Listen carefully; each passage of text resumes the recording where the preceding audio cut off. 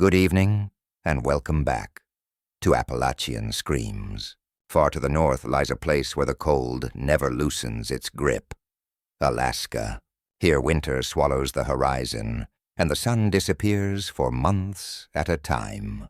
But in that endless night, something else awakens. The darkness is not empty. It breathes, it stalks, and it feeds on those who are foolish enough to believe they are alone. Tonight you'll hear 10 true accounts from the frozen wilderness. Stories not of legend, but of survival. Words left behind by those who faced the unexplainable, where the cold was the least of their fears. When the mercury drops, when every mile of help is buried beneath ice and silence, that is, when the predators come. Some wear fur, some wear familiar faces, and some where nothing that belongs in this world at all. If you're new here, make sure to subscribe to Appalachian Screams and ring the bell so you never miss the call of the dark. Now steel yourself, because when Alaska's sun dies, terror takes its place. You probably won't believe this, but I worked night security at a decommissioned Cold War radar station about 30 miles outside Fairbanks. One of those old dew line outposts built to detect Soviet missiles back in the day. It was gutted decades ago. No radar dishes, no comms gear. Just a crumbling concrete dome, sealed bunkers, and broken fencing curling like dead ivy around the place. The contract was federal. Easiest job in the world, they said. Just stay awake, check in every hour. Make sure no one's looting copper wire or tagging walls. No cameras inside, no power. Just a portable heater, a walkie, and a flashlight that barely lit 10 feet ahead. My first week was uneventful. The only sounds were wind scouring the tundra and the occasional snap of ice shifting under the old structure. But then came the night I heard the hum. It started around 2:30 a.m., low, vibrating, too deep for the wind, too steady for machinery. I was sitting inside the old generator shack when it rose, just enough to buzz my teeth. I stepped outside, thinking maybe a snowmobile was approaching, but the world was still. No lights, no wind, just that hum coming from below. The bunkers. Now the paperwork was explicit. Do not enter the lower levels. They were sealed after a contractor died in the 90s. Carbon monoxide leak, supposedly. But the steel hatch to Bunker 3 was open, just barely. I know it was shut when I passed it earlier. I always check the hatches first thing during my rounds. I radioed dispatch, told them I was investigating a possible break-in. No response. Not static, nothing, like the frequency had gone dead. I should have left right then. Instead, I pried the hatch open. The hinges groaned like something alive. Cold breath rolled out, wet chemical and wrong, like burnt hair and melted plastic. I swept the beam of my flashlight down the stairwell. The concrete was stained, as if something had seeped up from below. Not rust. It looked darker. Slick. 10 steps in, I lost the signal on my flashlight. Just blinked out. I tapped it. Nothing. Then the hum came back, louder, and now it was coming from below. Not just a sound, but a pressure, like someone was whispering through the walls. I turned to leave, but the hatch was closed. It hadn't slammed. I would have heard that. It was just shut, quietly, like it had waited. I charged up the stairs and shoved my shoulder into the steel. It wouldn't move, not even a budge. My radio was still dead. My phone showed no service, even though I'd had a bar when I came in.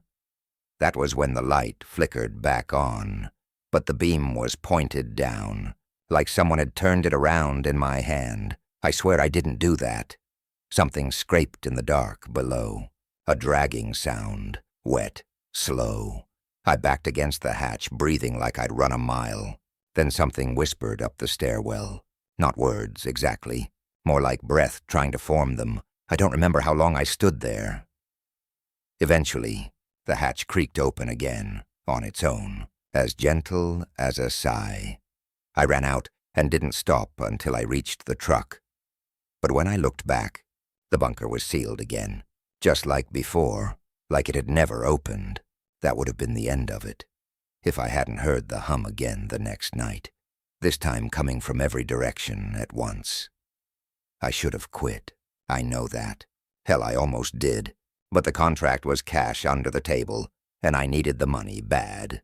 I convinced myself it was some kind of pressure hallucination, sub-zero stress, maybe a busted methane line underground. The mind plays tricks in isolation, right? Only the next night, the hum came back. At first it was distant, like before, but this time it was layered. Not just one tone, but 3, maybe 4, shifting and undulating like a choir warming up underwater.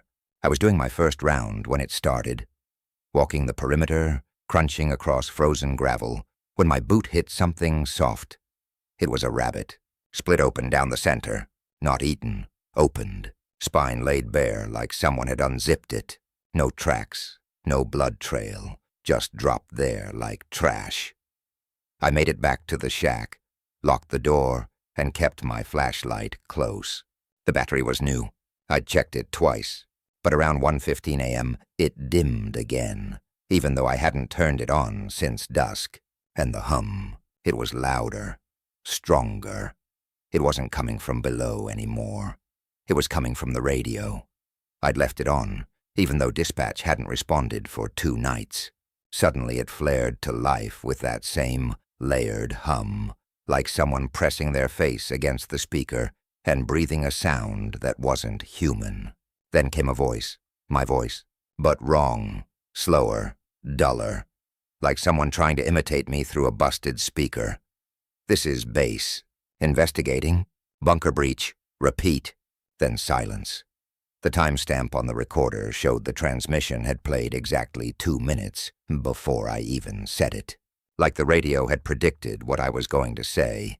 I grabbed my gear and decided I was done. I didn't care about the paycheck anymore. But as I reached the truck, the cab lights blinked on, then off. The doors locked themselves. I didn't even touch the fob. Then the dome lights inside the main radar building, the ones with no power source, flicked on, all of them, one by one, boom, boom, boom, lighting up the corridor like a runway. Like something wanted me to come in, I backed away. That's when I saw something move across one of the upper observation windows. Just a flicker, a black shape, longer than a man, gliding past the cracked glass. No legs, just movement. Smooth, intentional. It wasn't human. I turned back toward the generator shack and found it wide open. My heater was smashed, my gear bag gone, and on the wall, scratched into the metal siding with something sharp, were the words, "It doesn't want you to leave empty." I threw up, right there in the snow. My fingers were shaking so bad I dropped the flashlight. When I picked it up, the lens was cracked, but it wasn't broken when I left it. The crack was in the shape of a spiral, perfect, geometric, too perfect. That's when I noticed something even worse. There were footprints in the snow around the shack, barefoot, long-toed, deep impressions, and they started at the door, not leading to it, like something had crawled out of the building.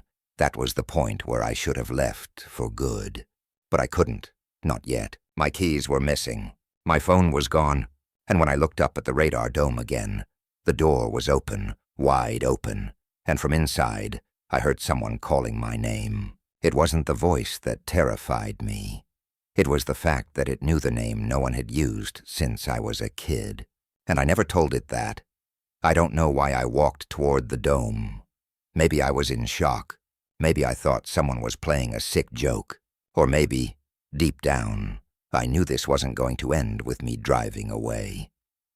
The door to the main radar building yawned open like a throat. Inside, the air was thicker, damper. The kind of damp that clings to your skin and makes every breath feel like you're inhaling someone else's sweat. The lights inside were buzzing faintly, though there was no power, just that sick green glow from flickering overhead tubes. I stepped inside, gripping the flashlight like a weapon, even though I knew it wouldn't help. The dome had 3 levels: ground, mid-catwalk, and the top platform where the radar array used to be, but now it was just hollow steel and shadow. As I climbed, the hum returned, louder than ever. It wasn't coming from the equipment. It was inside the walls, or maybe the air itself. Something about the place felt inverted, like the geometry didn't make sense anymore. The stairwell curved too steeply. Corners didn't meet where they should. I'd been in that building a dozen times before, but now it felt like I was climbing through something alive. Halfway up the second flight, I passed a mirror bolted to the wall, part of the old security layout. My reflection didn't match. It was delayed. I moved. It didn't. I blinked. It didn't. Then it smiled.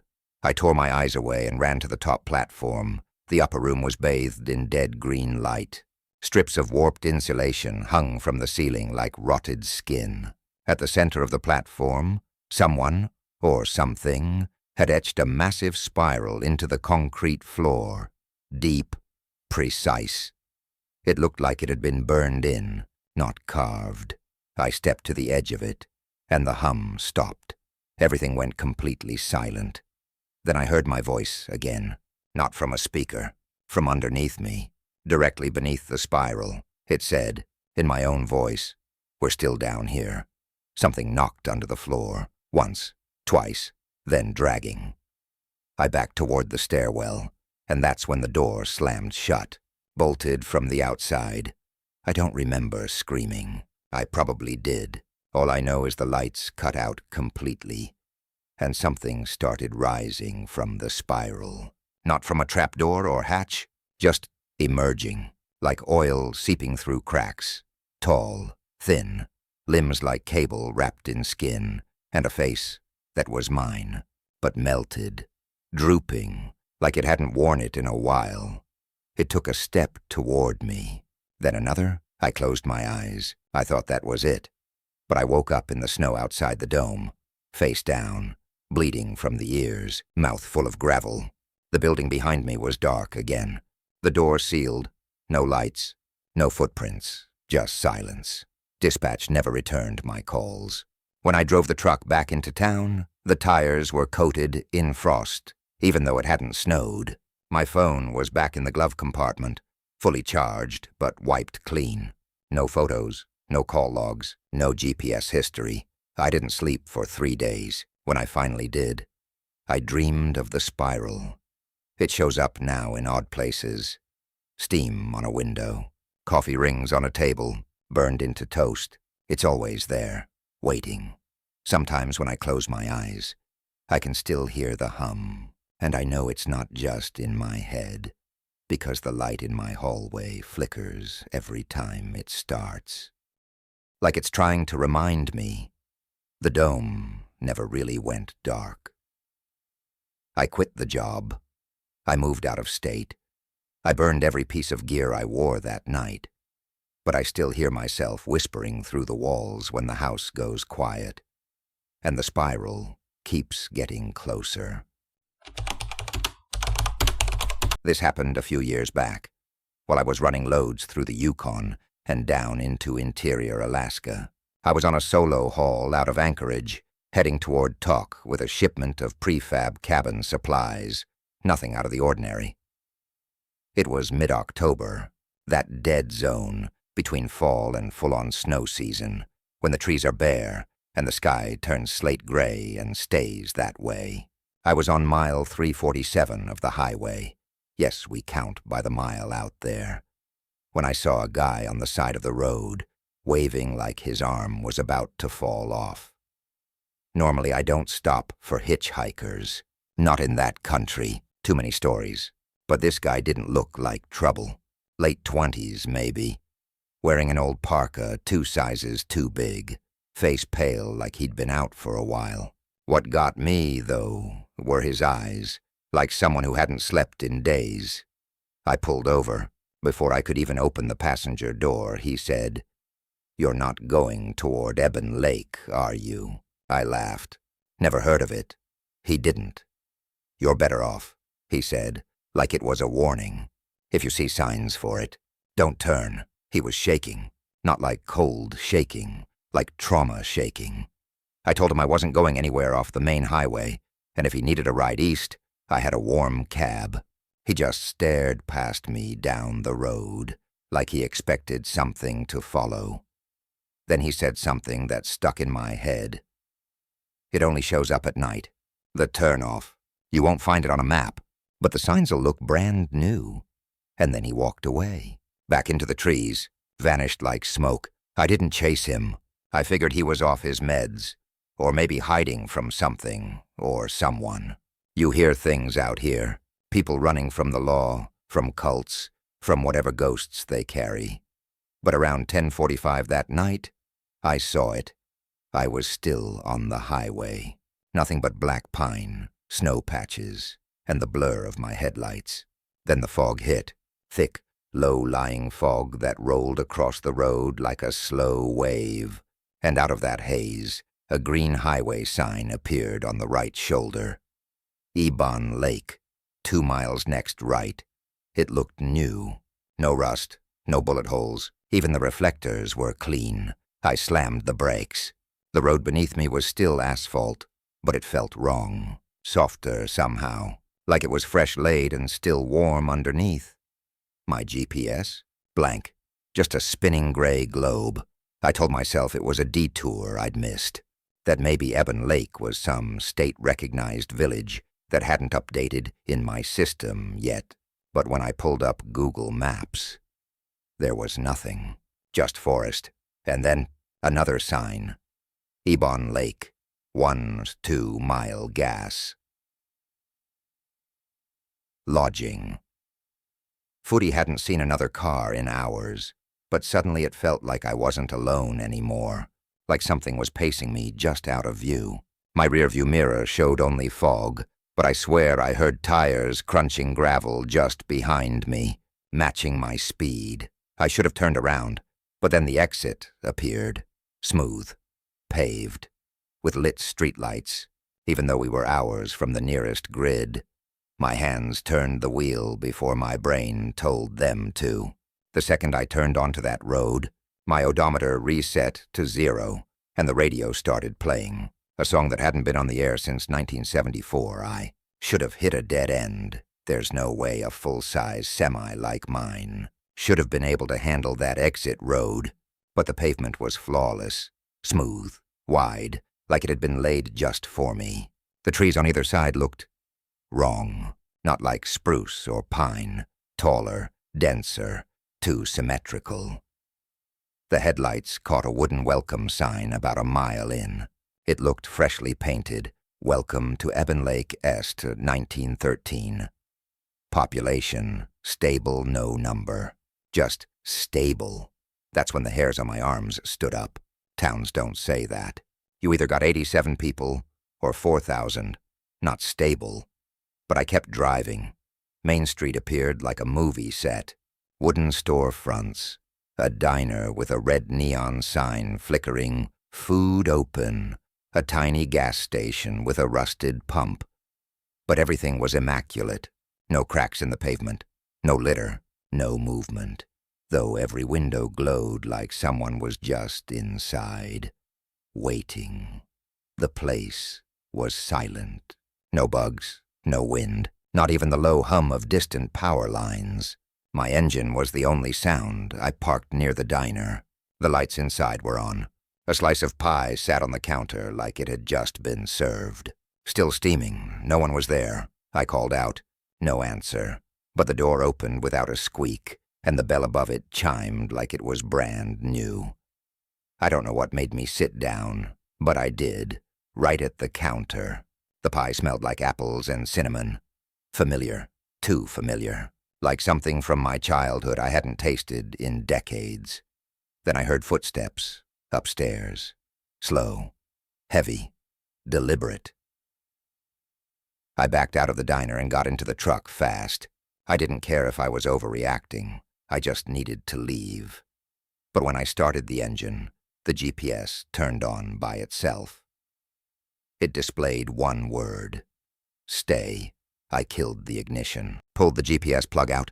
The screen stayed on. The radio clicked to life. No static. Just an old country song playing faintly. Red Sovine's Phantom 309. A song about a ghost trucker giving someone a ride to nowhere. That's when I looked in the mirror and saw someone sitting in my sleeper cab. I spun around, empty, but the blankets were disturbed, folded back, like someone had just gotten up. I floored it. Tires screeched. The cab jolted forward. The streets blurred past as I tore through town. But no matter how far I drove, I never reached the edge. Every turn brought me back to the same intersection, Main and Holloway.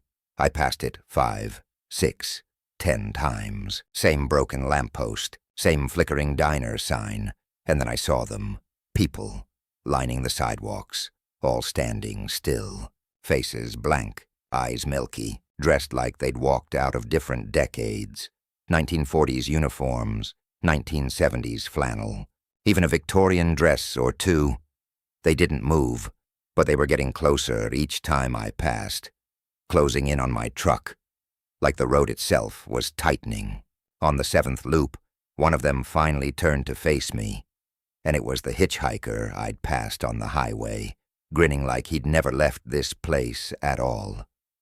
I don't remember falling asleep.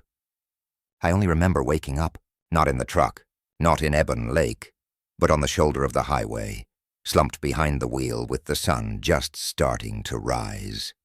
The fog was gone. The pavement was cracked again. A raven was perched on the hood, watching me like it was waiting for something. The fuel tank read exactly where it had been before the turnoff. The odometer still reset to 0. No GPS signal. No pie crumbs, no music, no town. At first I thought maybe I'd hallucinated it all. Sleep deprivation, too much caffeine, bad road dreams. But then I checked the dash cam. I never turn that thing off. It runs every mile, even when parked. There were 2 files. The first showed me driving. Normal. Road stretching ahead. Standard dash footage. The second? Blank. Black screen. Just audio footsteps. Breathing. Scraping. And then my own voice. We all stay. It's safer that way. I noped out. Punched it to talk and didn't stop once. Didn't eat. Didn't sleep. Just delivered the haul, turned the truck around, and refused every contract that routed me anywhere near that stretch of highway again. But 2 nights later, I saw the sign again. I was home, watching late-night TV, flipping channels in a daze, and there it was, green highway signage in the background of some random reality show. Ebon Lake, next right. I blinked, and it was gone.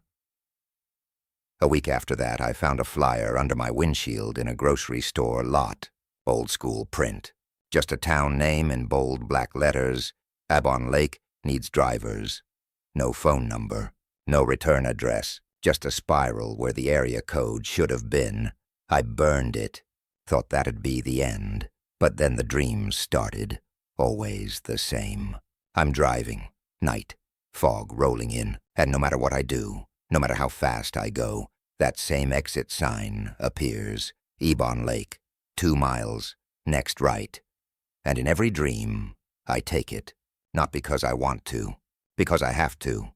The last time, I made it back to the diner. Only this time, I didn't sit down. I walked to the counter and looked at the pie. It wasn't steaming anymore. The crust was moldy. Flies were circling. And in the reflection of the pie case, I saw the hitchhiker standing behind me, smiling. He didn't speak. He didn't have to. The look on his face said everything. You came back. You always do. I wake up screaming, drenched in sweat. Sometimes I find gravel in my bedsheets. One time, I woke up with a diner napkin in my lap, grease-stained. It said, "You turned." I haven't driven that highway since. I moved to Oregon, started hauling regional, daylight only, no back roads. But it doesn't matter, because every once in a while, I'll be somewhere, anywhere, and I'll see a green sign flicker past in the corner of my eye. Maybe on a truck, maybe on a screen. Always new, always clean. And every time, it says the same thing. Ebon Lake, next right. And if you ever see that sign, no matter where you are, don't follow it. Because if you do, the town remembers. And next time, you might not leave. This happened during my 3rd season, working with the Alaska Permafrost Archives project. We were stationed northeast of Utqiagvik, drilling deep core samples to study ancient carbon levels and preserved microbial ecosystems in the permafrost. Standard field work. Long days, bitter cold, lots of quiet. Our camp sat atop a glacial ridge above an area the Inupiat avoided. Superstitions, mostly. They called it Nikitak, which one elder told me roughly translates to that which breathes below. I thought it was metaphorical. Now I'm not so sure. There were 6 of us, a small but experienced team, geologists, biologists, and me, the glaciologist. We'd been drilling into a particularly thick, untouched section of permafrost when the ice started changing. First it lost opacity. Instead of cloudy white, it turned translucent, glass-like. And second, it pulsed. I'm not being poetic. I mean the ice itself would subtly flex in and out like something breathing. The drill pressure sensors picked it up first. Then we felt it underfoot, like a heartbeat. At first we thought it was a thaw pocket, maybe an underground thermal anomaly. It happens. Rare, but not unheard of. But the pulse was rhythmic. Too consistent for natural melt. We logged it, flagged the anomaly, and prepped for a deeper bore. On day 3, we hit an air pocket. The drill dropped several feet with a metallic clunk, and the system stalled. We pulled the rig back and found that the bit had broken through into a hollow section of ice. Something like a cavern, about 4.2 meters deep and irregularly shaped. We weren't equipped for full descent, but our team leader, Dr. Vance, lowered a snake cam into the opening. That was when everything started going wrong. The camera's signal was patchy, static bursts, distorted audio, sudden freezing. But what we saw, I still don't have an explanation. The walls inside were too smooth, not melt-smoothed, sculpted. And there were marks, indentations in repeating patterns. Not tool marks, not geological formations, symbols. I took stills. I even ran them through linguistic and mathematical filters when we got back to camp. No match, no symmetry, nothing known. That night the noises started. We chalked it up to thermal shifts at first. Ice moving, cracking, expanding. But it wasn't just noise. It had pattern, almost intention. It always started with a soft knock, then another, then scratching, like fingers dragging across the underside of the ice. Dr. Vance wanted to retreat, said we'd return in spring with proper descent gear and seismic imaging. But by then, the cavern had grown. Naturally, we assumed the borehole caused a collapse, or perhaps we'd breached a glacial tunnel. But the hole was cleaner, rounder, expanding upward, like something was climbing. Then one of our crew went missing. Dale, field tech, light sleeper. We found his tent slit from the inside. No tracks in the snow. Just his gear, his boots, and a trail of fine dark ice crystals leading toward the bore site. That was when we saw it for the first time. Something moving under the ice. Not in it, under it. A long, slow ripple through the translucent sheet. Maybe 10 feet beneath our boots. Something big, slithering, coiling, then stopping as if it sensed us. We fled back to the equipment shed, locked it down, radioed for AVAC, but the signal wouldn't send, static on every channel. Even the sat phone refused to connect. That night, the ice outside our shelter began to glow, just faintly, and then it pulsed again. When I pressed my hand against the wall of the shelter, the glow intensified, and I swear I felt a hand press back from inside the ice. The glow didn't stop. By morning, the ice surrounding our camp had taken on a faint blue-green sheen, like bioluminescence buried in the permafrost. It pulsed every 11 seconds. We timed it. The pulses didn't radiate from the borehole anymore. They came from all around us like we were inside something vast, something waking up. We tried again to contact base. Every radio channel was drowned in low-frequency static that sounded almost like a voice, too deep to parse, but rhythmic, repeating, almost chanting. We made the decision to abandon the site and hike back to the drop zone 14 miles south. It would take a day and a half, maybe 2, but we had supplies and snowshoes. We packed light and left the tents. None of us wanted to sleep here again, but we didn't even make it a mile before the ice cracked. A deep, thunderous crack echoed beneath us, felt more than heard. The ground didn't cave in. It breathed. The snow inhaled. Dale's backpack, which we'd brought along in case we found him, vanished into a sudden sinkhole the size of a bathtub. We backed off, fast. One of the biologists, Sophie, sprained her ankle. We carried her on a makeshift sled, slowed us down. The light beneath the ice followed. That night we tried to set up a temporary shelter with emergency blankets and heaters. We didn't sleep. Around 3 a.m., Vance spotted something, not under the ice. On it, maybe 30 yards from camp, a figure, still, watching. We shined every flashlight we had, but the beams seemed to dim when pointed at it, like light didn't want to touch it. The figure didn't move, but the longer we stared, the more we realized it wasn't wearing a parka or anything. Its skin was dark, thin, like wet paper stretched over wire. Long arms, no visible mouth, just a vertical split down the center of its face. Then it sank into the snow. No movement. Just gone. By dawn, Sophie was gone. Her sled was still there, undisturbed. No blood. No prints. Just a hole in the ice where her body had laid, like it had melted down into it. That broke us. Vance wanted to go back to the bore site, said we had to close it. But there was nothing to close. The cavern had widened. It wasn't a hole anymore. It was a tunnel, leading downward. The ice around it was sweating. I didn't even know that was possible. We tried to set a fire around the entrance to collapse it, but the flame wouldn't hold. Lighter fluid burned like normal, but the moment it touched the ground, it guttered out. Smoke hung low in the air like it was being pulled downward. Then we heard Dale's voice from inside the tunnel. Not a scream, not a cry, just his voice calling calmly. "We're okay. It's warm down here." He'd been dead for 2 days. I don't remember agreeing to go down. None of us spoke, but somehow we were standing at the edge of the bore, staring into the glow as the tunnel pulsed like a throat.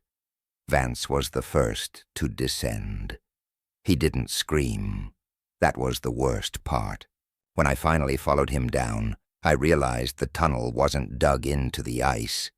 It was a throat made of it, and something was waiting in its stomach. The tunnel narrowed as we descended. The walls pulsed with that same sickly bioluminescent rhythm, like we were inside a living organism too old and too cold to recognize us as a threat. The temperature should have been below 0, but it wasn't. My instruments failed. Thermometer, blank. GPS, static. Even my watch, analog, wind up, froze at 0333 and wouldn't move again. There were markings etched into the walls, not carved, grown into the ice. Symbols again, like veins that had frozen in deliberate, ancient patterns. Every step we took made the air feel thicker, warmer, like descending into the belly of a glacier-sized beast. We didn't speak. I think we couldn't. My voice died in my throat, and the sound of my own breath felt stolen from me. The only sound was that pulse, that hum, and beneath it, a choir of whispers. I saw Vance ahead of me, slack-jawed, pupils dilated, muttering something under his breath. I grabbed his arm, tried to shake him. He just pointed forward, eyes locked. "They're dreaming," he said. I followed his gaze, and then I saw them, dozens of figures, frozen inside the ice walls. But they weren't victims. They were worshippers, kneeling, praying, faces ecstatic, fingers fused into the ice as if they'd chosen to stay. They weren't preserved corpses. They looked preserved in purpose. Their bodies showed no decay, no pain, only devotion, and behind them, something moved. At first I thought it was a trick of the light, a massive shape coiled within a deeper chamber, unfurling, turning in slow, geological time, like it hadn't moved in millennia. And now it noticed us, the ice beneath our feet fractured, not enough to break, but enough to let the vibration in. The whispering stopped, and something breathed in. Vance dropped to his knees. We woke it. We woke it. A wind came from below, not above. It reeked of old salt, copper, and rot. My skin broke out in welts instantly, like the air itself rejected me. Then came the sound. Not a roar, a tone, low, deep, too wide to fully hear. It wasn't a sound meant for human ears. It was meant for something older. Vance walked forward and touched the ice wall. He was absorbed instantly, just vanished, like the ice took him back. I ran. I don't remember how I got out. The tunnel spat me back into the borehole like phlegm. I crawled across camp, numb, bleeding from the nose and gums, and blacked out beneath the emergency beacon. A survey team found me 3 days later, rambling and dehydrated. They didn't find the tunnel. Just solid ice, no hole, no markings, no signs of the others. They chalked it up to mental trauma, hypothermia, and group psychosis. Said the collapse must have buried the rest, though, but I know what I saw, and it's not dead. It was dreaming. We woke it. Now sometimes when I hold a glass of water, the surface will ripple, not from movement, but from some silent vibration deep under my feet. And the ice cubes? They melt into spirals. The nightmares haven't stopped. Sometimes I hear Sophie's voice, sometimes Dale's. Sometimes I hear my own, whispering from the other side of the wall. There are things buried in the permafrost that were meant to stay buried. We didn't find the past. We found the thing that remembers it. And I think it remembers me, too, because every spring when the ice thins, I dream in that language again, and it's getting easier to understand. I fly bush mail routes across western Alaska, Bethel to the Kuskokwim River villages, sometimes farther if the weather cooperates. It's routine now. Whole cargo, maybe a medevac if someone's in trouble. Land on strips that barely qualify as gravel. You get used to the quiet, the cold, the creaking bones of a plane that's older than you. This happened last February. Cold snaps so bad the chickens in one of my crates froze mid-cluck. I had 3 stops that day, 2 tiny settlements and 1 weather station. I'd done the route a dozen times, but something went wrong after my second drop. I'd just taken off from Akolivik, headed east toward the pass. Weather was clear, skies a perfect eggshell blue. Then my GPS blinked out. 1 second I was tracking altitude and heading. Next second, flat gray screen. Then the compass spun. The artificial horizon went soft. My instruments didn't fail, they just stopped making sense. Fuel levels stayed static, airspeed read 0, and the static on the radio wasn't loud. It was silent, like the frequencies had been emptied out. I should have turned back. But the fog came so fast, I didn't have time. 1 minute, I was chasing the sun. The next, I couldn't see the propeller. No horizon, no contrast, just a dense, white nowhere. I dropped altitude, squinting for any break in the haze. And there it was, an airstrip, perfectly groomed, wide, lit by a faint shimmer, like heat mirage in snow. I couldn't tell what made it glow. It wasn't electric, just visible, like it wanted to be seen. There was no time to question it. I brought the plane down easy. No turbulence. Tires kissed the ground like the strip had been waiting for me. The moment I touched down, the fog cleared, not slowly, instantly. The way a stage curtain rises, I taxied forward, half expecting to hit a wall of trees or rock. But the runway stretched into a small settlement, man-tucked against the base of a ridge. Maybe 40 or 50 buildings, all clapboard and sheet metal, old style. Looked mid-century. Every window glowed. Chimneys puffed smoke. Street lamps flickered. But there were no people. No movement. Just waiting. I killed the engine. Stepped out onto packed snow. The air was wrong. Dead quiet. No wind. No wildlife. Not even the usual hum from the plane. Just silence so deep, I heard the snow crunch under my pulse. A wooden sign stood beside the airstrip. Welcome to Ebon Ridge Est in 1913. Population returning. Returning? I stared at the buildings. None looked abandoned. Mailboxes were clean, windows recently wiped. In fact, the whole place felt like someone had just stepped out to greet me, but never arrived. Then I noticed the post office. Small. Aluminum siding. Big glass door with the eagle seal etched into it. Inside mail. Shelves of it. Stacks and boxes like time had stopped. But mail kept coming. I pushed the door open. It wasn't locked. Warm inside. Smelled like old envelopes and cedar smoke. There was a single envelope sitting on the main desk. Yellowed paper. Twine tied around it like a package from the 1950s. The name on the front? Mine. Handwritten. And not just my name, but the one only my grandmother ever used. A name I haven't heard out loud since she died in '96. The letter was dated 1971, and it was written in my grandmother's handwriting, warning me to never fly past the third ridge again. But I already had. I didn't open the letter, not at first. I stood there in that post office, holding it like it might burn through my gloves. The name on the front, Jackie, wasn't just familiar. It was intimate. Nobody had called me that since I was a kid in Minnesota. Not my parents, not my friends. Just her. But she'd never been to Alaska. Never even left the Midwest. And the date, 1971. I wasn't born until '83. The room felt smaller all of a sudden. Warmer. Not in a comforting way. More like something was watching me through the walls, waiting to see what I'd do next. I left the post office and walked toward the center of town. Still no people, still no sound. But now the lights in the windows weren't just glowing. They were flickering, syncing up, like heartbeat monitors, pulsing in rhythm. There was music, faintly. Piano again. Same melody from before. A lullaby, one I hadn't heard since my grandmother used to hum it while folding laundry. That was when I noticed the signs. Little ones.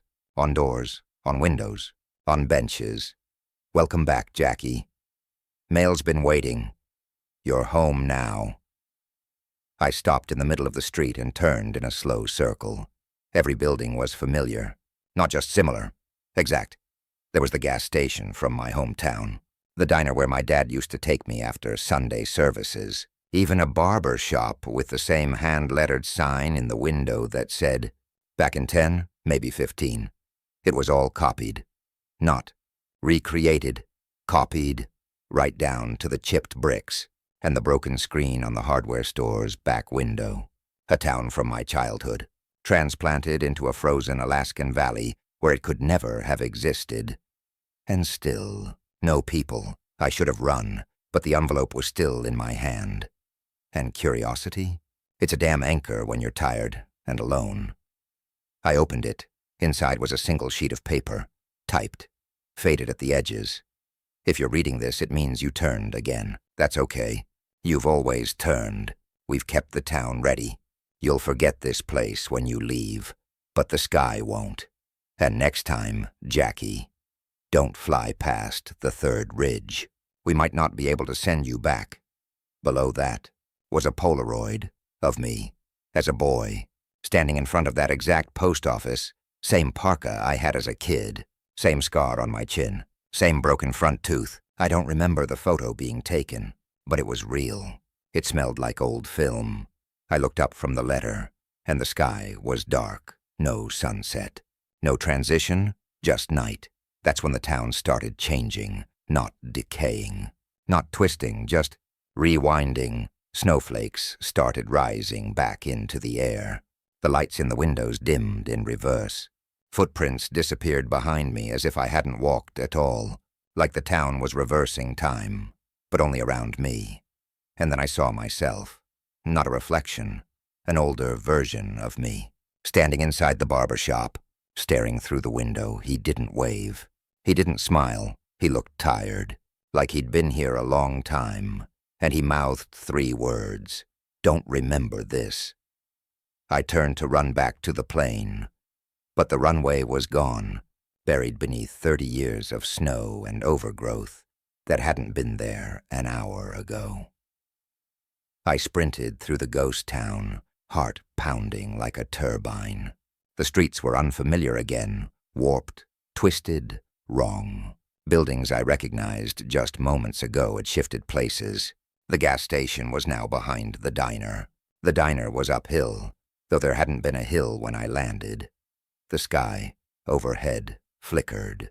Not lightning, film burn, like I was inside a reel of old tape being scrubbed too fast. Images overlapped. My plane, my house, my grandmother's kitchen. The same street, but in different seasons, all flashing across the sky like memories spliced together wrong. The post office was gone. So was the runway, in their place. A field of mailboxes, hundreds of them, rusty, tilted, bent, stamped with names I didn't recognize, except one, mine, over and over again. Jackie Rawlins, J. Rawlins, Jack R. Rawlins. Return to sender. I grabbed the nearest box with my name, yanked it open. Inside was another envelope, same faded type, same twine, but this one was addressed in my own handwriting. I opened it without thinking. We tried to send you home last time. You stayed too long. You always do. There's no postmark on memory, but the sky always remembers. The airstrip is only visible when you're about to make the same mistake. If you read this again, it's already too late. I dropped the letter, backed away. The ground beneath the boxes began to crack, thin fractures spreading outward like veins in broken glass. A low hum filled the air, the same hum you hear in a cabin when a pressurization seal is about to fail. Not sound. Pressure. Then I saw him again, the other me, standing among the mailboxes, holding an envelope up to the sky like a prayer. He opened his mouth, but this time, no words came out, just static, like an old radio between stations. I stumbled backward into the snow and hit metal, my plane. It was back, half buried, engine hissing, cockpit light blinking like a heartbeat. The cargo door was open. I didn't think. I climbed in, slammed it shut, and hit every ignition switch I could reach. The engine roared like it had been running this whole time. I didn't taxi. I just launched the bird straight off the edge of the buried strip, praying to every god and every sky spirit that ever looked down on idiot pilots. The town vanished beneath me. No fade, no blur, just gone. The sky opened up, clear blue. My GPS blinked back to life. Radio crackled. Tower chatter came in loud and clear. I was 10 minutes outside Bethel. I landed in silence. No fanfare, no frost on the wings, no sign I'd ever left the route. I checked the cargo, everything accounted for. Even the damn chickens still alive. But tucked between the crates, like it had always been there, was one final envelope, typed, twine-wrapped. This one just said, "Delivered." I keep it in my flight bag, unopened, because deep down, I think I've read it before, and every time I see a fog bank forming in a place it shouldn't, I take the long way around. Because I'm not sure I escaped that town. I think maybe it just let me go. I grew up in a nowhere town in southeast Alaska, tucked between endless forest and a single massive mountain the locals call Hollow Peak. The official name's something dull and geological, but nobody uses it. Here the mountain isn't just scenery, it's a presence. It stares down at the town like it's always watching. And in return, we learned to look away. Everyone knows the rule. After sundown, don't face the mountain. Don't point at it. Don't look at it. Ever. You're allowed to see it. Sure. If you're walking home and it's in the corner of your eye, no one blames you. But you don't stare. You don't fix your gaze on it. And if someone asks you to, you walk away. When I was a kid, I didn't get it. I thought it was a weird town superstition, like burying your toenail clippings so ravens don't find them. But now I know better, because of what happened to my little brother, Jamie. Jamie was 8 the first time he broke the rule. It was February, the kind of cold that makes the snow sound brittle when you walk on it. We were walking back from our neighbor's place after dinner, parents trailing behind. Jamie stopped at the edge of the porch and just froze. "Look," he said. He was pointing straight at Hollow Peak. I didn't look, but I could feel it behind me, that huge black triangle against the cloud-sick sky, and I swear, it felt closer than it had ever been, like it had leaned down just for him. "Something's moving," Jamie said. I turned to him, not toward the mountain. Not even a glance. "Don't look," I snapped. "Come on, you know the rule." But he didn't blink. His pupils had widened until I could barely see the color in his eyes. And then, in this weird, flat voice, he whispered, "It sees us now. We got him inside." He was quiet the rest of the night. Pale, didn't eat. Mom thought he was coming down with something, but I knew better. That's the thing about growing up here. You learn what kind of sick comes from outside. The next morning, Jamie had circles under his eyes and kept flinching at corners of rooms. He wouldn't face windows, wouldn't go upstairs alone, said it was waiting at the top. When Mom asked what was waiting, he just cried. We kept the house dark that evening, covered the windows like always, but after midnight, I woke up to a sound I can't describe, like wind moaning through a throat. I found Jamie standing at the living room window, the curtain pulled back, and this time I looked too, just for a second. Hollow Peak stood like it always had, still, silent, too large for the world around it, but there was a shimmer at its base, something like light beneath the tree line, pulsing faintly, and I swear I saw movement, something thin and long, pacing just inside the trees. It wasn't an animal. It was standing. When I yanked Jamie away, his nose was bleeding. Not a drip, a stream, and his eyes didn't react to the lamplight. He just said, "It showed me the way." We took him to the clinic the next morning. They couldn't explain the blood, or why his pupils stayed dilated in full light. That night, he was gone. We found the front door wide open, frost on the floor, and his footprints leading down the hill, straight toward Hollow Peak. We followed Jamie's tracks through the snow until the tree line swallowed them. No hesitation, no zigzagging, just a straight path toward Hollow Peak, like he'd been called. My parents called the sheriff. The search lasted 3 days. Volunteers, dogs, heat drones, nothing.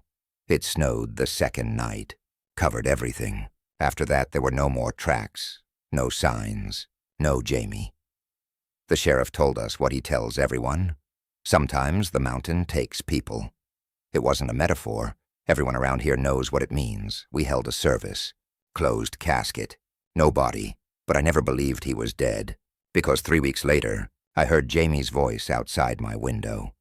It was 2:12 a.m. I remember the time because I still haven't reset the alarm clock, from when it froze that night.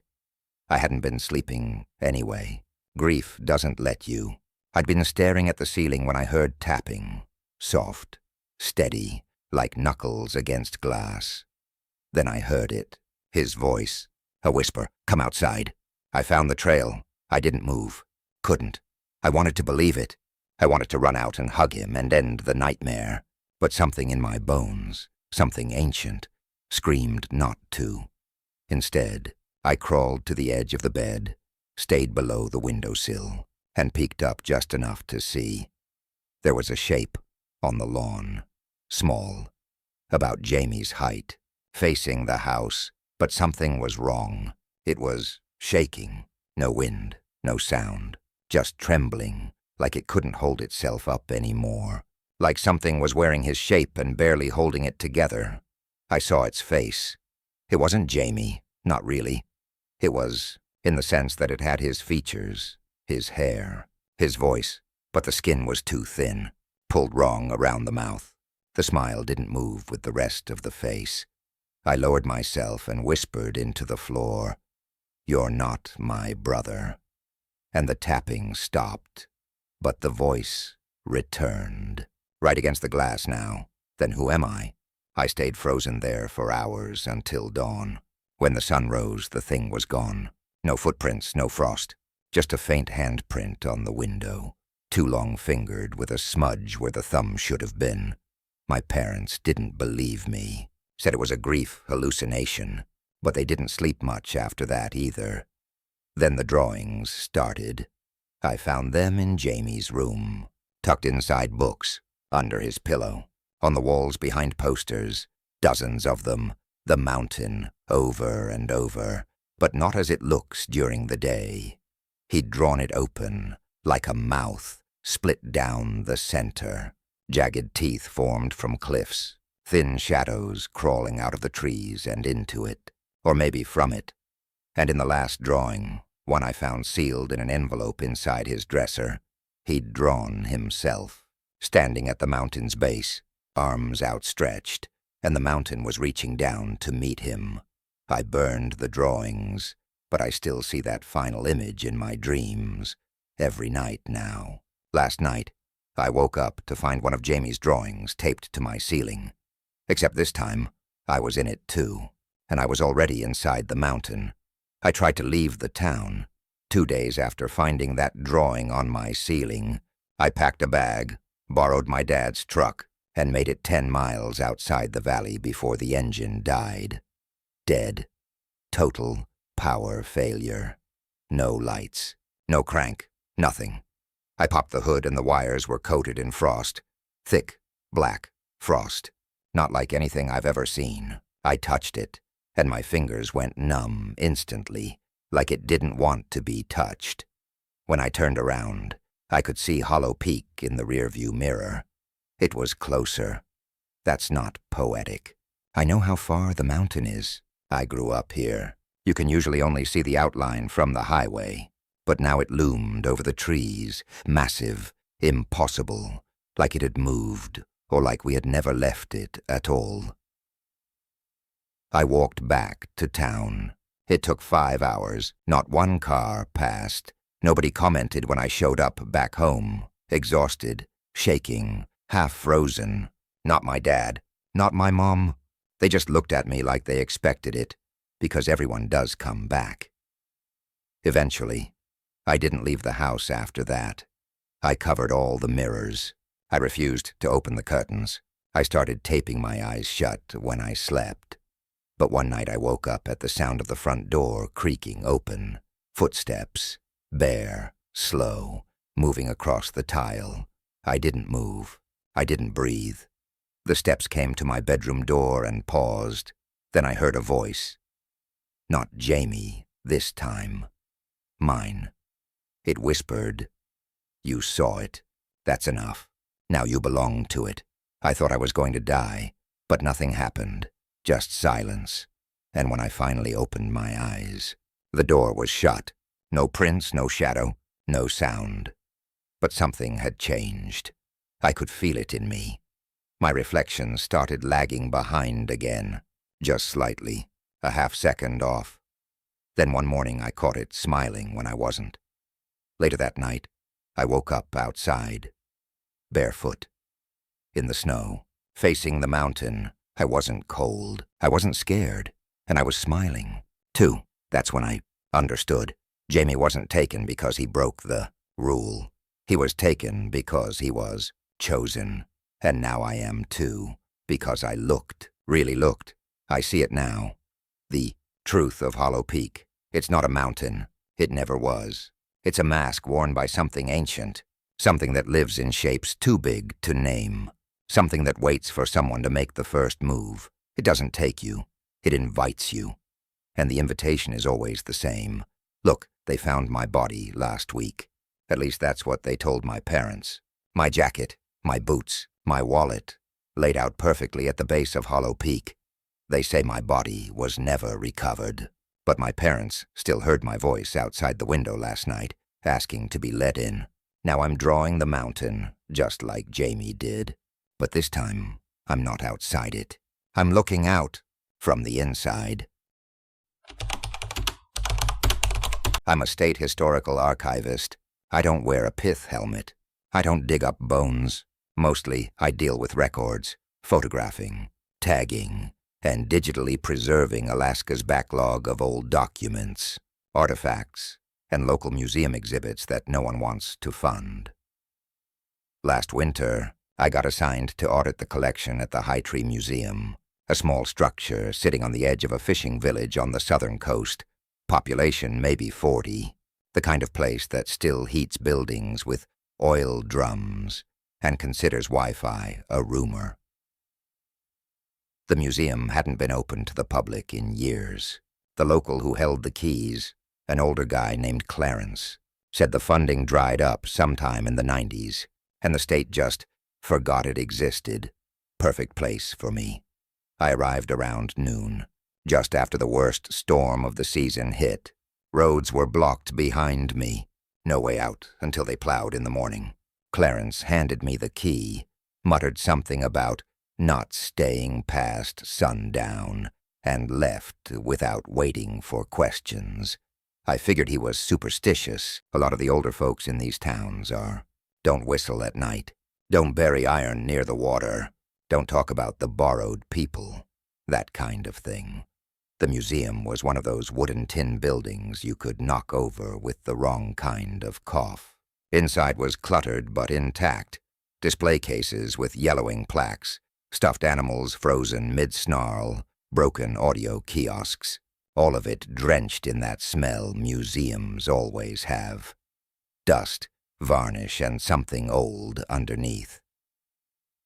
I took inventory like normal, photographed every exhibit, logged IDs, backed up files.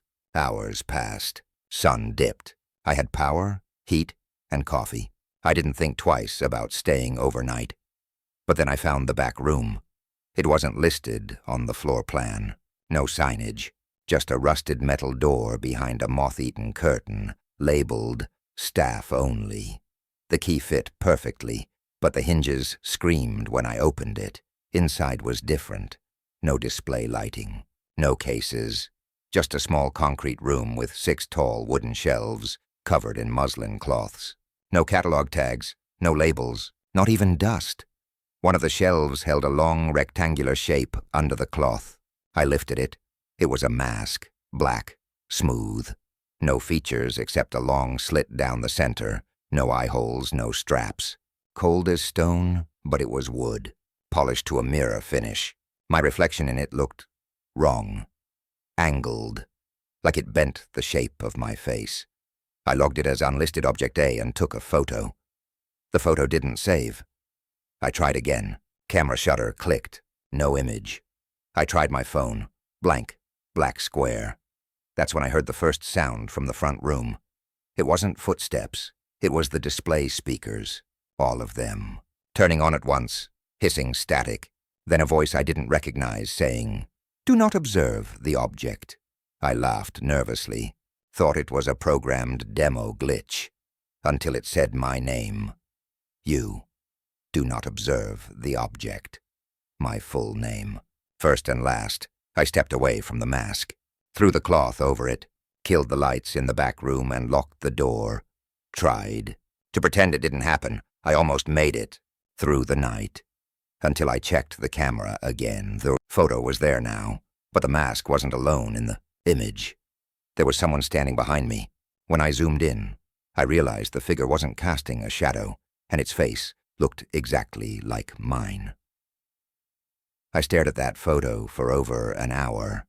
Same storage room, same camera angle, but behind me, half obscured by the shelf, was a tall figure with a smooth, black mask for a face. No eyes, no mouth, just that long vertical slit. And behind the slit, nothing, no skin, no shape, just dark, like it opened into somewhere else. I hadn't heard it, hadn't felt it. I don't remember taking the photo, but there it was, dated, time stamped, 7:06 p.m. I checked my surroundings, alone, front doors locked, all windows intact, but the museum felt different now, heavier, like it was breathing in and out around me. I told myself it had to be a glitch, a double exposure, maybe a reflection, maybe I'd dozed off. I opened my laptop, uploaded the image, and the moment the file copied over, the screen went black. Not blue screen, not sleep, just dead. Then the audio system clicked on again. Do not observe the object. This time the voice came from everywhere. Not just the old speakers, but the intercom, the dead kiosks, even my phone, all saying the same thing in perfect sync. Do not observe the object. Then silence. And one of the museum lights, just one, flickered on, over the front exhibit, an old fishing net said to be blessed by the sea shamans of Kaltag. But the net had moved. It now hung in a spiral across the glass, like something had coiled it by hand. I left my laptop and grabbed my keys. I was done, but the front door wouldn't open, not jammed, locked from the outside. I know how that sounds, but I tried every tool I had. Nothing worked, not even the fire escape latch. It spun loose in my hand, like it had never been attached to anything. I returned to the main room and called Clarence, the local who gave me the keys, straight to voicemail. Then I looked out the window, and I saw someone standing across the street, still, watching. No coat, no breath, face hidden, but I knew it was wearing the mask. I don't remember sleeping. I must have blacked out. When I came to, it was just past 3 a.m., and something had changed. The temperature was wrong. The air tasted metallic, like old coins and wet wood. And every exhibit in the museum had shifted, just slightly. The taxidermy owl turned to face the corner. The antique compass spun on its own. And worst of all, the backroom door was open, not cracked. Wide open. I should have run, should have screamed. Instead, I walked toward it. Inside, the mask was gone from the shelf. But the cloth it had been wrapped in, it was folded neatly on the floor, like someone had worn it and then returned it like a borrowed coat. I stepped back and nearly tripped over something resting on the ground behind me. Second mask, identical but smaller. It fit perfectly in my hands. The moment I touched it, I heard a whisper, not from the mask, but from inside my own head. Now you are part of the collection. I don't remember putting the mask on. I only remember the sensation. Cold, but not like snow. It was the kind of cold that seeps under your skin and settles, like something ancient had reached out and pressed its palm to the back of my neck. And then silence. No ticking clock, no buzzing lights, no air vents. The museum was dead quiet. But I wasn't alone. I saw them first in the glass reflection of a display case. Figures moving behind me, just out of reach. No footsteps, no breathing, just masks, floating shapes, tall and thin, gliding like puppets through the exhibits. Some were wearing artifacts I hadn't even catalogued yet. Bone necklaces, ceremonial cloaks, even naval uniforms that hadn't been part of the original inventory, and every one of them wore a mask, smooth black, no eyes, vertical, slit down the middle, just like mine. I ripped the thing off and staggered back, but when I turned around, the museum was empty again, except for one change. The photos I'd taken, the ones I uploaded before everything failed, were now printed and framed on the walls. New exhibits, except the descriptions underneath didn't list artifacts. They listed names. Exhibit A12, Clarence, observer turned guide. Exhibit B03, Sophie E., entered through sleep. Exhibit C44, James H., U., accepted the mask. That was my name. I hadn't told Clarence my last name. I hadn't logged it anywhere, but it was there, engraved in brass. Below it was a mirror, and in the reflection, I wasn't wearing the mask, but my reflection was. It turned its head when I didn't. Then it raised one hand and pressed it against the glass, and I felt something press against my chest from the inside. I ran. I didn't think. I didn't plan. I ran, straight to the back door. It was still locked, but this time it opened, not like a door, more like a lid. Behind it, darkness, thick and total, but warm, welcoming. I almost stepped through, almost. But then I heard a voice, my own voice, from the display room behind me. It said calmly, "We keep what's looked upon." And I understood. The exhibits weren't just stored here. They lived here, and I'd become one of them. Or maybe part of me had. I made it out. Somehow, the sun was up. The snowstorm had passed. Clarence was gone. The truck worked like nothing had happened. I drove straight back to Anchorage and turned in my badge. I never told anyone the full story, but I kept the mask. I locked it in a case, sealed it in the attic, and I've never opened it. But sometimes I hear the display audio again, playing from inside the walls, and my laptop still glitches at 7:06 p.m., showing a black and white feed of the museum, live. Last week, it updated, automatically. Now it shows a new room, a new display, with you, standing in front of the mask. So if you ever visit a small Alaskan museum with no entrance sign, don't look at the back room. Don't speak your name aloud. And for the love of God, don't let it know you're observing, because that's how it invites you in. We live in a village on the western coast of Alaska, one of those places where the air tastes like salt and bone, and everyone knows everyone else, by blood, marriage, or history. There's only one school, one post office, and one elder left who remembers the language before English. My daughter Marin is 6. She's quiet, bright, a little shy. She draws all the time. Wolves, rivers, trees with too many branches. I'd never heard her speak anything but English. Not until 2 weeks ago when she came home from school, sat cross-legged on the floor, and whispered something I didn't understand. It sounded old choppy consonants, rhythmic like a drum beat, her voice deeper than usual, like she was mimicking someone. "What did you just say?" I asked. She looked up, confused. "I don't know. I heard it in my head. I thought she was making it up. Kids do that. Pretend, create secret languages. But then she started doing it in her sleep. Sometimes I'd wake up to the sound of her talking through the baby monitor. Just soft syllables rising and falling like prayer. The words didn't match anything I recognized, but it felt real, like listening to a conversation through a wall you weren't supposed to hear. After the third night, I recorded it. I brought the audio file to Ms. Eileen, the last fluent speaker of the old Tlingit dialect in the village. She's 87, mostly blind, sharp as a tack when she wants to be. When I played the clip, her hand trembled. She didn't blink, just stared ahead and whispered, "That's not Tlingit. That's older. Before what?" I asked. She shook her head.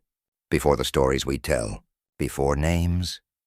Then she said something that still makes my skin crawl. That's not your daughter talking. I pressed her, but she wouldn't say more. Told me not to play the recording again, said it invites things. I deleted the file that night, but it didn't stop. Maren kept speaking in her sleep, then during the day, drawing different things, darker, sharper, a giant tree that touched the sky, its roots wrapped around houses, a mouth under the water, a black figure made of stone and eyes. She named it Ka-Ni-Sha. I asked where she heard that. She just smiled and said, "It's not a name, it's what it calls itself." I didn't know what to do. I didn't want to panic. Maybe it was something she picked up from a book, or a visitor passing through. But then she started saying things about people in the village, specific things. She says, "Ms. Adley buried a baby behind the shed. Mr. Yarrow sees fire when he sleeps." She said Daddy's brother is in the water, still moving. I hadn't told her I even had a brother. He drowned before she was born.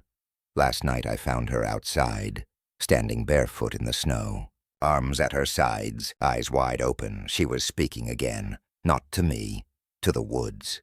And when I called her name, she didn't turn. She just said, "We don't use that name anymore." I carried Maren inside. Her skin was like ice, but she didn't shiver, just kept murmuring those strange syllables under her breath.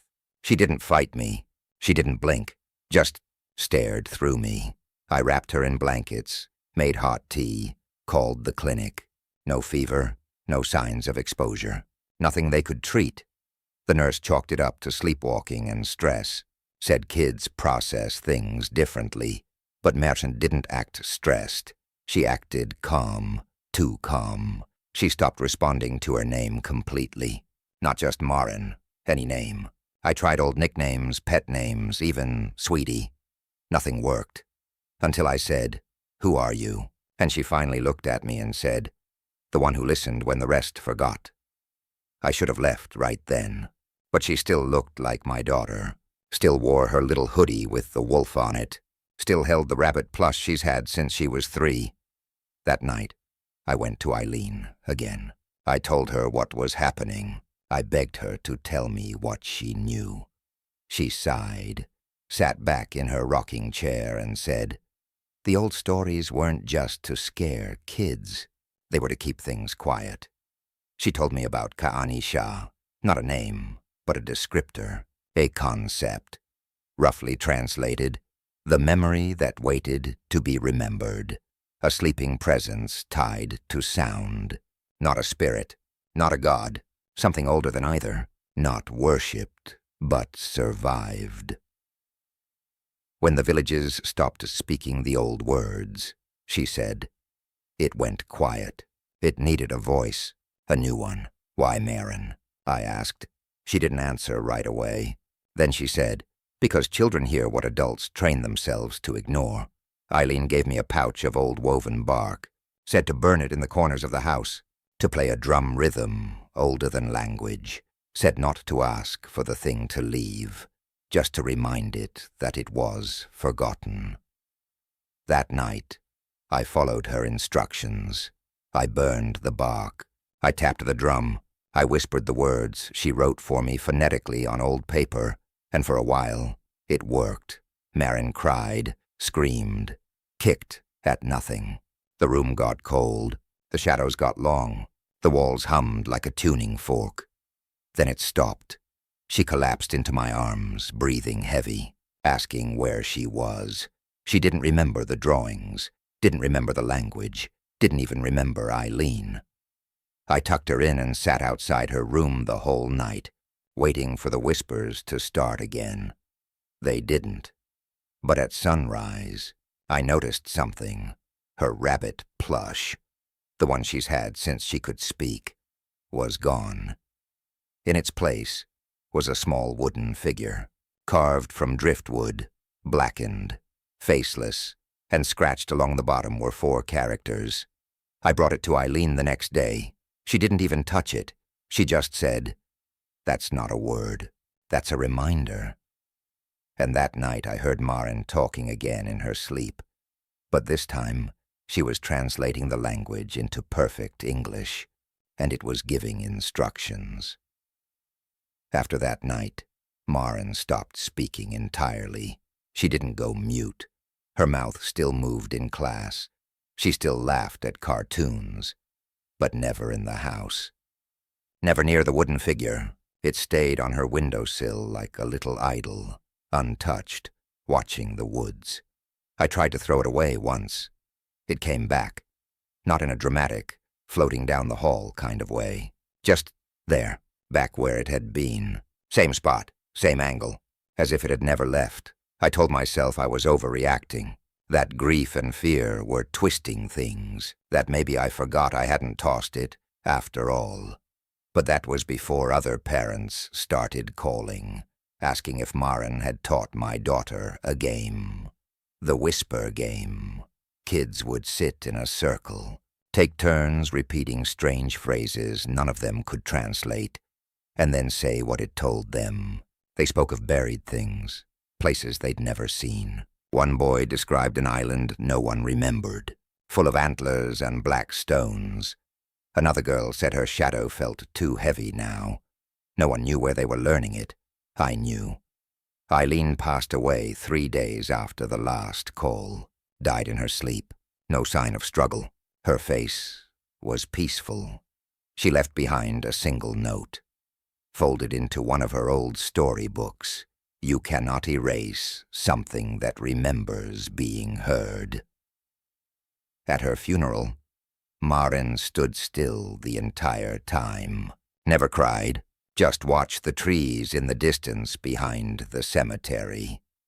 That night I found her sitting in the backyard, barefoot again, in the snow. She was singing, not a melody, a chant. Over and over, I asked her what it meant. She didn't answer. I shouted. I grabbed her, and for a moment she looked at me like she didn't recognize me, like she was trying to remember where she'd heard my name before. Then she whispered, "It's not just me anymore." I didn't sleep. I sat up, reading Eileen's notes, old folklore clippings, anything I could find. All of it kept circling the same idea, that some words bind and others wake. That language wasn't just sound. It was permission. We don't know what we let in when we say things we don't understand. The next morning, Maren was back to normal, completely too normal. She talked about cartoons. She asked for waffles. She even called me Dad again, but something in her eyes. It's like the shine is just behind her now, like there's someone else peering through her face, wearing her like a well-loved coat. And now other children are drawing the tree with too many branches, writing characters that don't exist on any keyboard, speaking in patterns instead of sentences. Their parents don't see it. Yet, but I do. The voice didn't leave.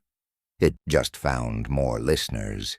It doesn't need a single child. It needs a language, a village, a chorus. And sometimes, when Maren talks in her sleep now, it isn't in the old language at all. It's in English, and it's calling out names. Yours might be next. I've worked Alaska search and rescue for 11 years. Kodiak, Nome, Fairbanks, even the Brooks Range up north. You see a lot out here. Hypothermia cases, wrecked snow machines, folks lost to whiteouts, or moose they didn't see coming. But you always learn the first rule. When a beacon pings, you go. No matter how remote, no matter how impossible, but the one we got last month, that one should have been silent forever. It was a Type 2 ELT, emergency locator, transmitter, registered to a bush plane that crashed back in 1982. I remember because the guy who taught me how to fly knew the pilot. Body recovered, tail number decommissioned, wreckage airlifted, case closed. So when that exact beacon went live again, same serial, same coordinates, we thought it had to be a glitch. Maybe some hunter was using salvaged parts from the old crash. Still, protocol's protocol. We flew out the next morning. I was with my partner, Reyes. Weather was clear, cold, unusually calm for that high up in the brooks. But the coordinates? They didn't make sense. We followed the GPS to a valley between two jagged ridges, a place we locals call No Echo Cut, because sound just doesn't travel there. Radios get fuzzy. Even voices feel swallowed. That whole area's wrong. We circled until we spotted it. An orange emergency tarp spread across ice-crusted brush, just like a downed pilot would do. No footprints, no tent, just that beacon, blinking steady like it had just been turned on. We landed half a click west and hiked in. The moment my boots hit that ice, everything went quiet. No wind, no ravens. Even my tinnitus stopped. The tarp was old, faded, torn at the edges, but beneath it, buried in frost, was the beacon, still running. Still warm. Reyes went pale. "This is the same goddamn unit from '82, he said. "I've seen photos. Same scratches on the casing. I tried to call it in. Dead channel." We packed it up, took a few photos, marked GPS tags manually, and turned to head back. That's when we saw the other footprints, coming down the ridge, toward us. Not ours. Not animals. Boots. Sunken deep, like someone heavy had passed through. Recently. No frost in them. No snowdrift. Reyes and I froze. We scanned the ridges, the tree lines. Nothing. But the beacon? It started pinging faster. Beep, beep, beep, beep, beep, beep. I looked at the small display panel. It was glitching, showing partial words, fragmented letters. But one word was clear. Stay. We didn't. We ran back to the bird, fired up the rotors, and took off. And as we lifted, Reyes looked down and whispered, "What the hell?" Because back in that clearing, something was standing next to the tarp, not waving, just watching. I zoomed in on the photo later that night, and the figure wasn't standing near the beacon. It was standing over it, like it had been laying underneath the whole time. We should have reported it the second we landed back in Fairbanks, but we didn't. We told the chief it was a false alarm. Old beacon, no survivors, no cause for concern. Didn't even mention the figure. I wish I could say we were protecting our careers, but the truth is, we didn't know how to explain it without sounding insane. That night, Reyes sent me a message. "Look at your GPS log." I did. My handheld tracker had recorded the hike into the site, but the path out didn't match. Same terrain, same distance, but the coordinates on the return were miles apart, as if we'd walked back a different way entirely, through land that shouldn't even exist. Reyes drove over around midnight. Looked like he hadn't slept. He opened his laptop and showed me his drone footage. The clearing. It wasn't there anymore. In its place, nothing but jagged ice and a collapsed tree line. No tarp, no beacon. Like the whole site had shifted. "I watched this an hour after we left," he said. "The clearing was there. Now it's not. Same file. Same time stamp." I asked him if he'd told anyone. He shook his head. "I keep seeing it when I close my eyes," he muttered.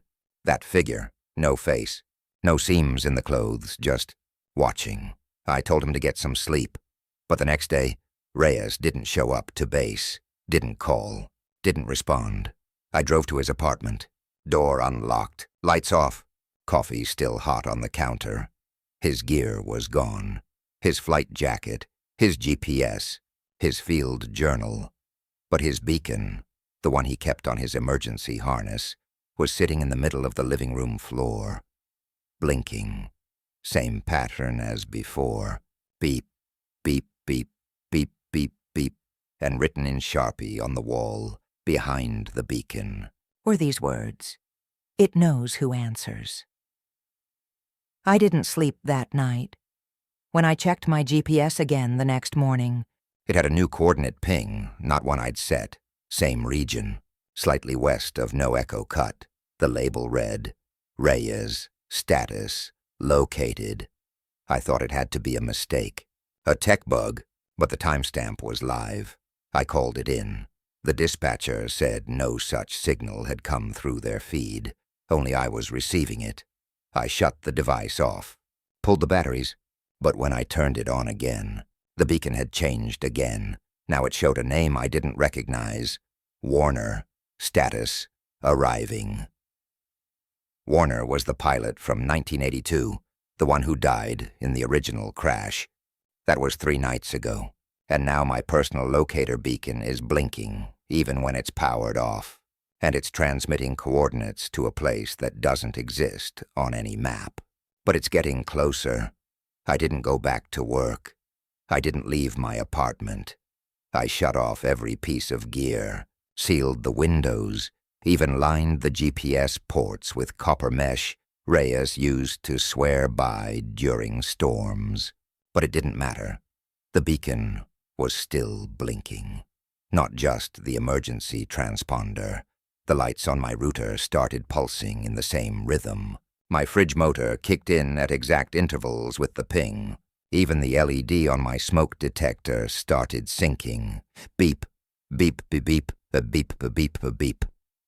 I ran a spectrum analysis on the signal, something I'd learned from a NOAA guide during avalanche work, and buried in the static was a repeating tone, a low, rhythmic pulse that formed a distinct wave pattern. When visualized, it wasn't a wave, it was a shape, a ridgeline, the same ridgeline we'd flown over in no echo cut. I didn't know what else to do, so I grabbed my pack, loaded my gear, and went back. I chartered a solo flight. Told the guy I was doing a memorial drop for Reyes. He didn't ask questions, just dropped me at the same ridge we'd landed on before. Only the landscape wasn't the same. The trees were in the wrong place. The snow was freshly packed, even though the weather had been dry for 5 days. And that same wrong silence swallowed everything again. No echo, no wind, just pressure. I hiked toward where the beacon site had been. Nothing. But my GPS showed I was already standing in it, right on the dot, and directly ahead, buried in snow, was something orange. I scraped at it. Same tarp. Underneath, 2 things, Reyes's coat and a second beacon. This one was different, older, rusted, but still blinking.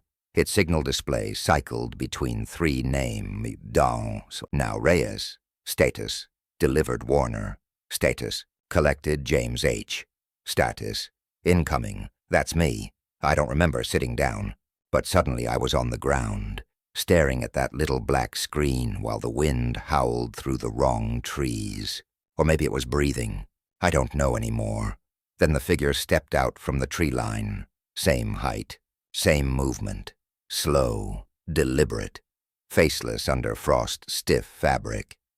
It didn't come toward me. It just raised one hand and pointed, not at me, at the sky. And far above, I saw it, a perfect circle of swirling clouds directly overhead. Not moving with the wind, not connected to any front, just stationary. And inside that circle, faint and flickering like old film footage, was a plane, frozen mid-plunge, spinning, crumpling, catching fire again, over and over and over.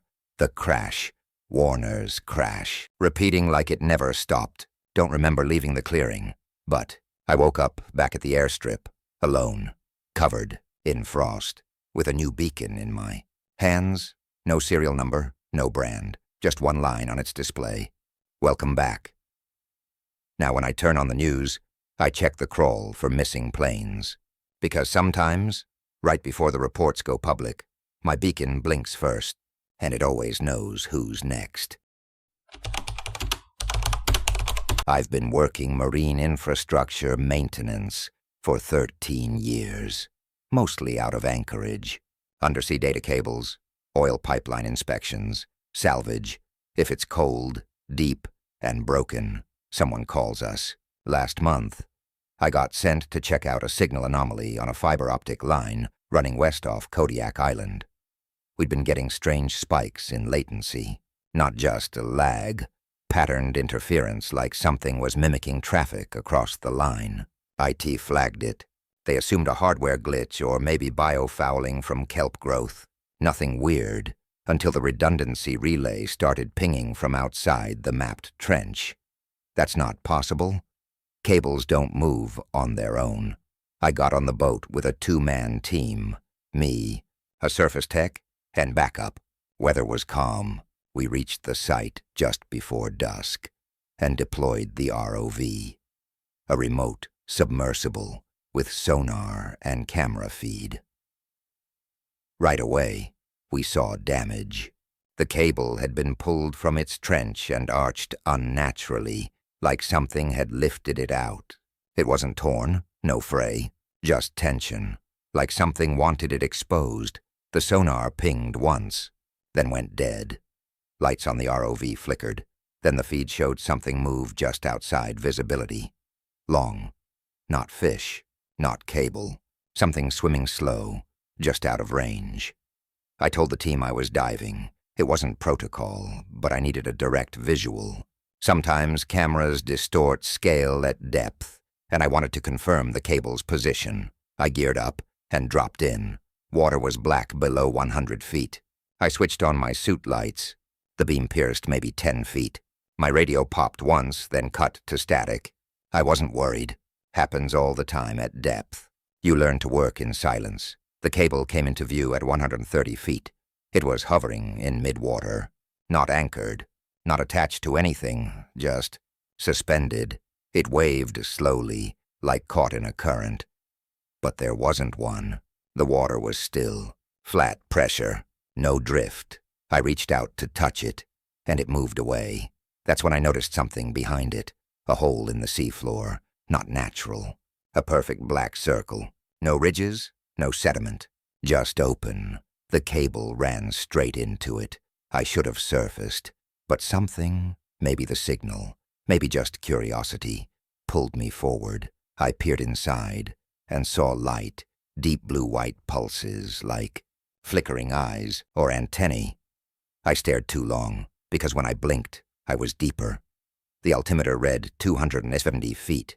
No descent, no time lapse. I looked up, no surface, just black above, black below, no bubbles, no up. I started breathing faster. Then I heard it, not through my ears. Through the suit speakers, my own voice, not live, a playback. Entering trench. Visual on cable, looks like. Then static. Then something answered. Not in English, not in any language I know, but I understood it. A question. Do you want to stay? And behind the voice, I heard the data cable humming, sending pulses like heartbeats, and something started pulling on mine in response. I panicked. Tried to kick upward, pull on the tether, but it was gone. Slack, no tension, like I wasn't attached to the boat anymore. I hit the emergency recall switch. Nothing. Even the oxygen meter flickered. Full to empty, then back again. Like something was toying with the readouts. Not failing. Playing. Below me, the cable pulsed. Glowing now. Soft blue waves running along its length like electrical blood. And the hole it disappeared into. It opened wider. I felt it. Not water pressure. Not a current. A draw. Like the trench wanted me inside it. I turned off my lights, thinking maybe I could break whatever was interfering. That's when I saw the shapes. Not fish, not whales. Human-sized, floating around the perimeter of the trench. Some in dive suits, some not. Bodies, or echoes of them, barely illuminated by the cable's pulsing glow. They weren't swimming. They were hanging, like bait. Some were twitching. Others just stared through faceplates, gone milky with time. And then one of them moved toward me. Its limbs moved too smoothly, like it had never used joints before. Its arms dragged behind. The closer it got, the more I realized it was wearing my company's current dive suit. Same patch, same make, and the helmet? Cracked. Inside its face wasn't a face at all, just cables twisted into the shape of one. Fiber optic strands where muscle should be. Data line threads. knotted into mock teeth. It raised a hand, held up a broken locator beacon.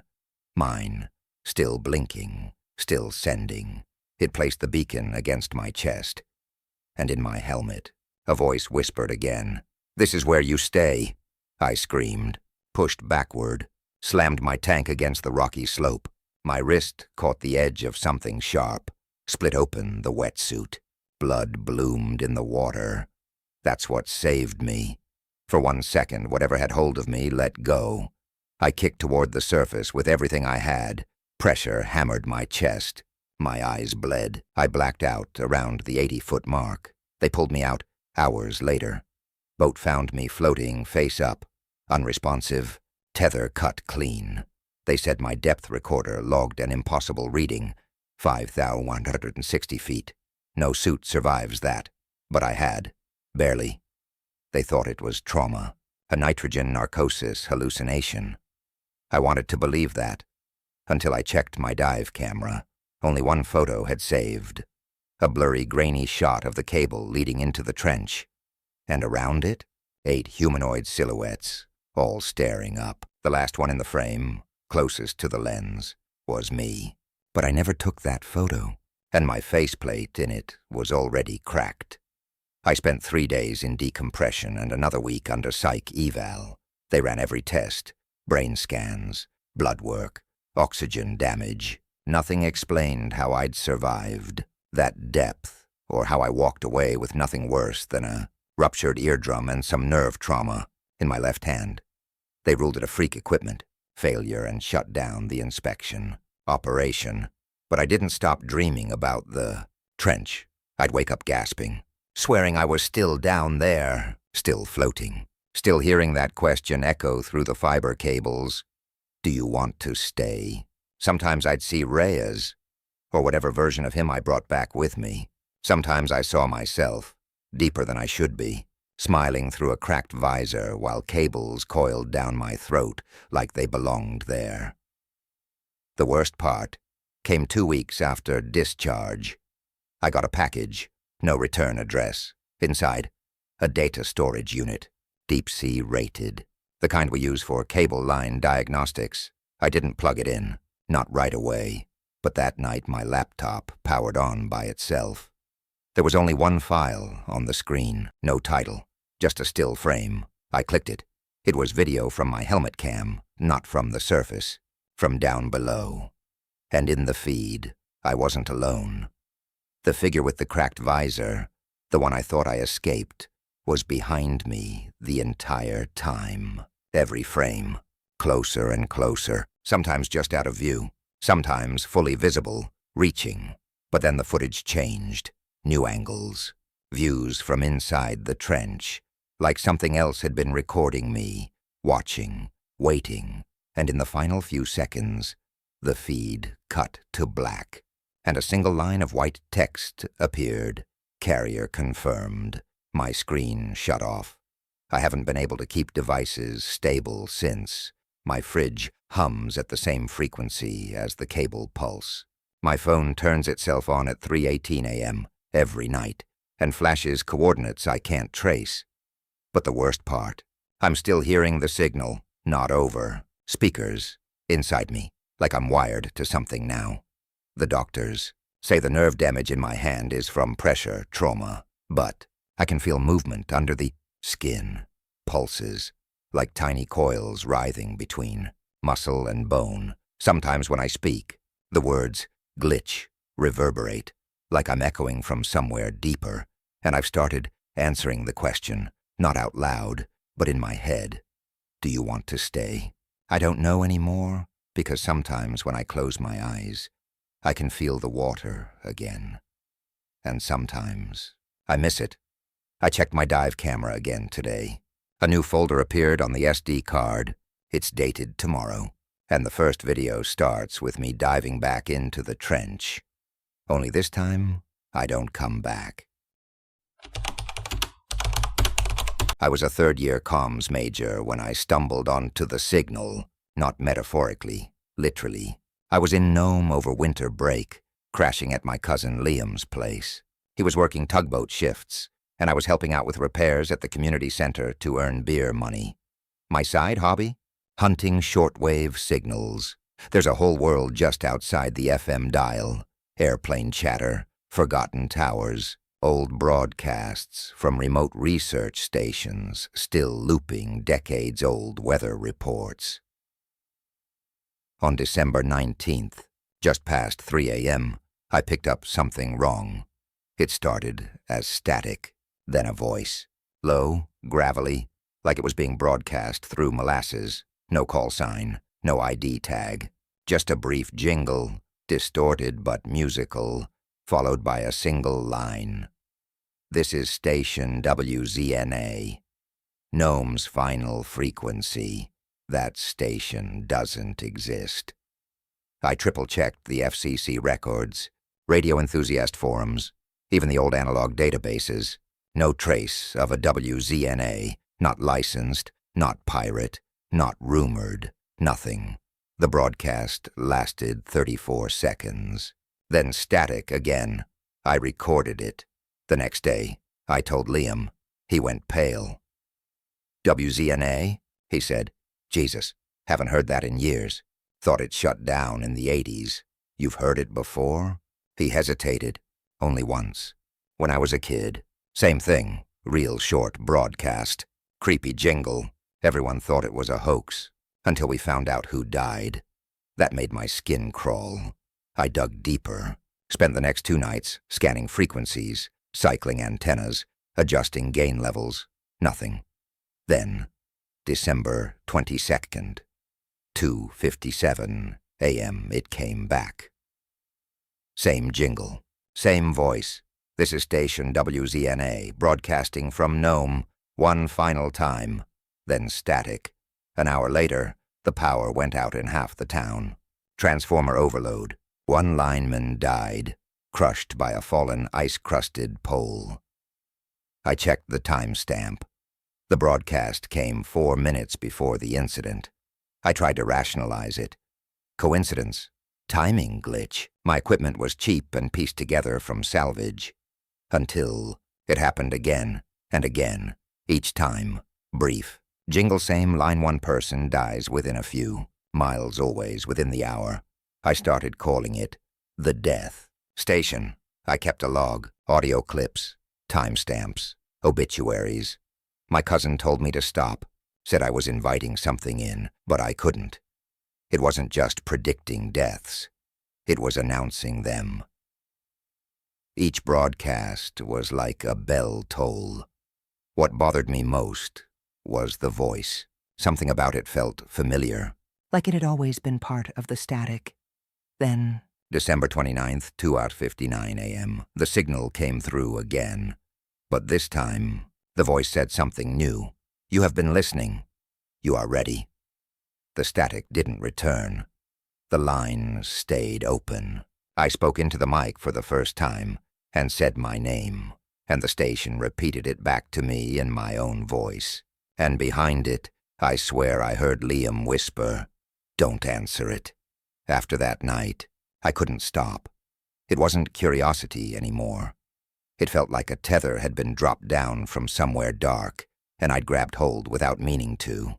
Every night after 3 a.m., WZNA would cut through the static. No call sign now. Just breathing, and my own voice, playing back old phrases I never said over the radio. One night I whispered, "Who are you?" And it answered, using my tone, my cadence, closer than your skin. The room went cold. My laptop shut off. The mic light stayed on, even when unplugged. I tried telling Liam again, told him I thought I was being watched. He didn't look surprised. "I need to show you something," he said. We drove out past the water plant, along an old iced-over access road that ran up a bluff.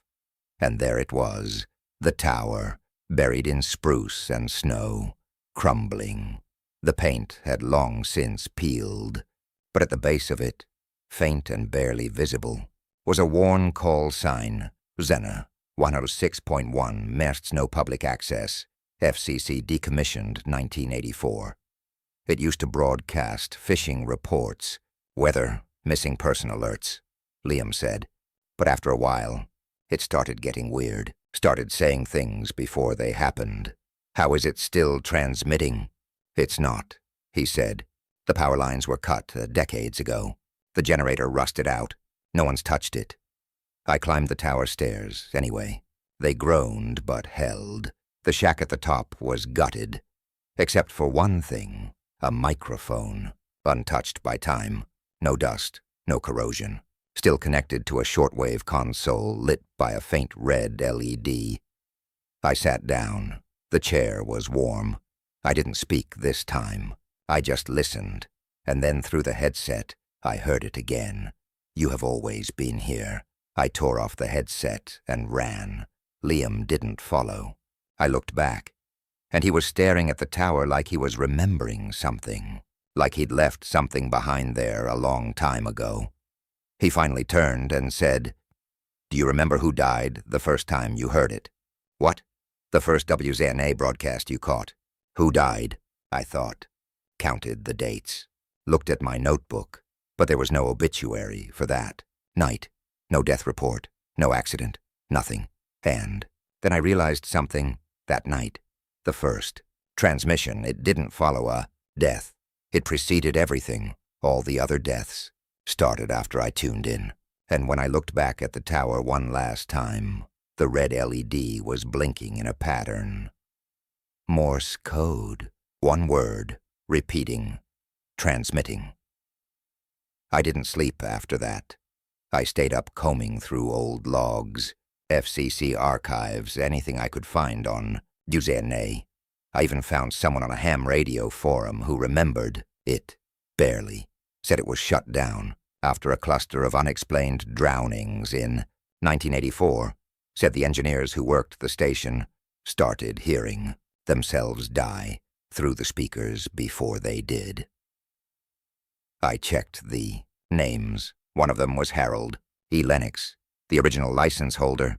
The other, Liam Reiner. I froze. Same name, same last name, same initials, but my cousin Liam is 27. This Liam died in 1985. Same photo.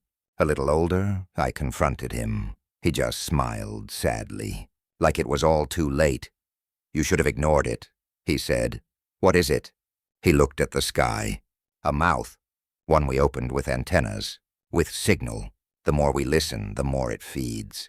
That's all it wants. An audience. And the deaths?" He didn't answer at first. Then, every signal needs power.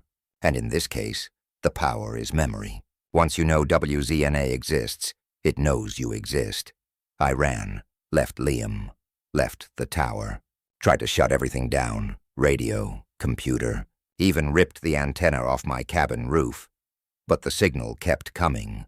Not just through the airwaves, through everything. My phone started turning itself on at 2:59 a.m. every night, playing back my own voice over recordings that didn't exist. I'd hear myself describing deaths that hadn't happened yet. But then, they did. Neighbors, store clerks, a hiker who vanished during a snow squall, and in every recording, I'd end with the same phrase. "You're listening to WZNA, Nome's final frequency." I never remembered saying it, but the voice was mine. That's when I checked my logs again. I'd been recording every night, out of habit. The files went back farther than they should have, past the first broadcast, past my arrival in Nome, all the way back to when I was a child. And in one of the earliest recordings, time-stamped, July 3rd, 2005, familiar voice crackled through a child's toy microphone. My voice, a kid's voice, whispering, "This is WZNA, broadcasting from Nome, just for you." And I remembered the plastic radio, the voice I thought was imaginary, the game where I'd call ghosts on the roof with Liam. Only Liam wasn't a kid, not then, not ever, because he's the broadcast, a voice the tower built, a face it borrowed, just to keep me listening, because that's the final twist, isn't it? I was never the audience. I was the signal. The station didn't appear when people died. People started dying the moment I tuned in. And tonight, for the first time, I heard your name.